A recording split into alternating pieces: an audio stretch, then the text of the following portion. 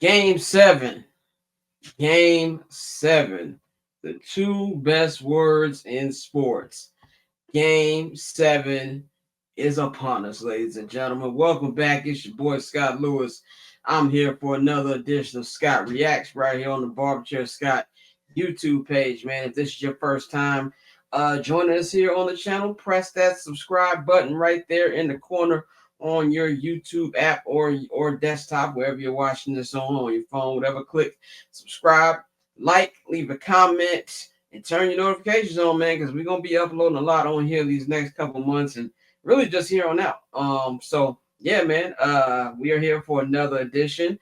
This is right after the game, maybe 20 minutes after the game. You guys are gonna see this in the morning, but this is 20 minutes after the game, man. I was gonna wait, I was gonna record this in the morning, but got a lot going on in the morning, getting ready for I'm Not Gonna Hold You. I got a guest spot on a podcast. You'll see which pod that is. Shout out to them. I wanted to knock this out now, so I didn't have too much of a hectic morning, man. So we're just gonna get right into it, man. Game seven of the NBA Finals, man. Pacers win 108-91 against the Oklahoma City Thunder, and honestly, this game was not that close, like at all. This score lines. This was a group effort across the board by the Pacers. You had Obi Toppin leading the team with 20 points.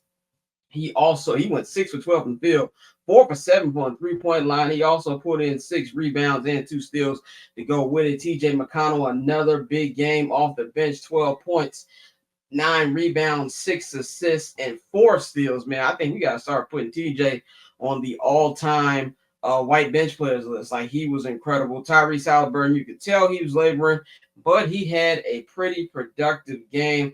14 points, 5 assists, and he was 3 for 7 from the field goal line.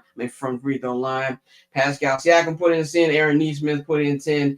And Pascal Siakam and Tyrese Halliburton had the play of the game, maybe the play of the entire NBA playoffs. Halliburton hit the Magic Johnson no-look pass, and Pascal Siakam just put his nuts all over Jalen Williams' head, man. What an incredible dunk. And really, honestly, the game started with the Thunder going on a 10-0 run, going up 10-2 to start the game. And even I tweeted, I was like, this might be blowout central, ladies and gentlemen, but that was not what happened. They stormed back and, they started hitting threes, getting steals. There was a lot of turnovers by Oklahoma City. Tonight, I'm trying to find the exact number of turnovers. They had 21 turnovers tonight. You can't have that. You can't have that in the NBA Finals game, man. In any game, especially not an NBA Finals game. But yeah, man, the Thunder looked like they were surprised that the Pacers were this prepared. Like, it kind of felt like they thought the Pacers were just going to roll over after losing the last 2 games in very tough fashion, and then their leader being hurt.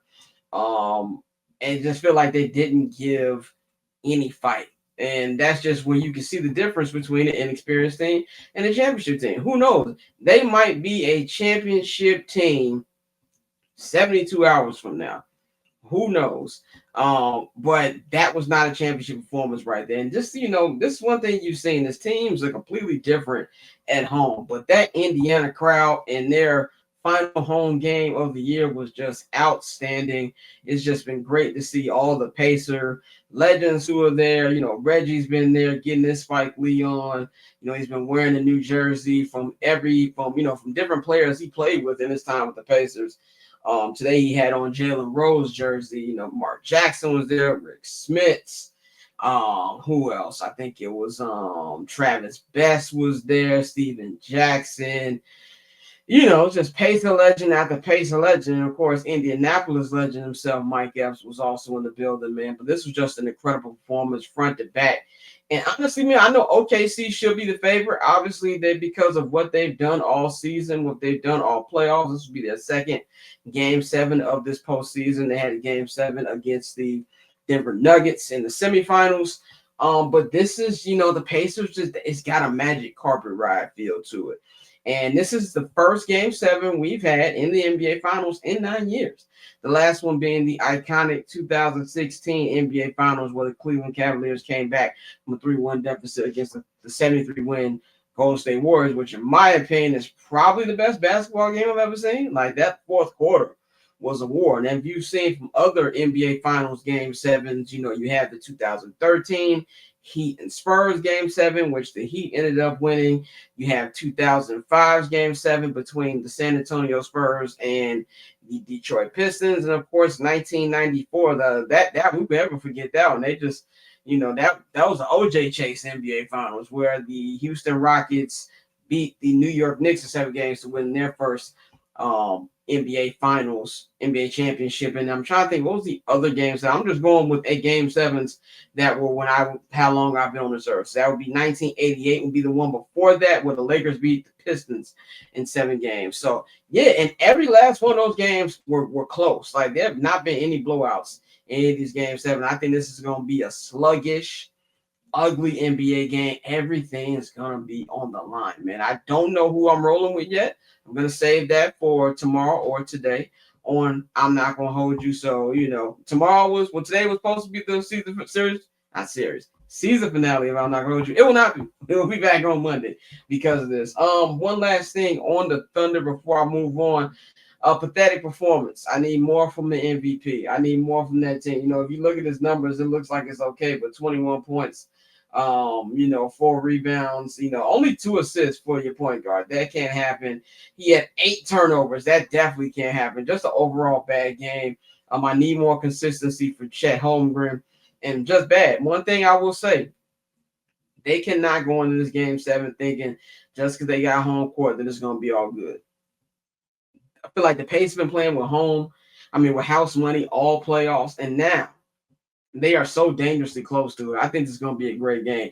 And also, shame on you fools out there who said you were not going to watch this NBA Finals because it took place in 2 cities that you would not have a vacation in. Clowns you are. This has been one of the best NBA Finals in such a long while. And I've been one of the NBA's biggest critics for the entire Adam Silver era. And I used to be an NBA fan first. And during that time, I became an NFL fan first. But this has just been an incredible playoffs. Incredible playoffs. One of the best playoffs I've seen front to back in an extremely long time. And it's only right that it ends in a game 7, man. So that's all I got for you. That's my instant reaction tomorrow, or you'll be watching this today at 5 p.m. Eastern, 4 p.m. at 5 p.m. Eastern, 2 p.m. Pacific. I'm Not Going to Hold You. Me, Bang, Dante will be breaking down game 6, previewing game 7.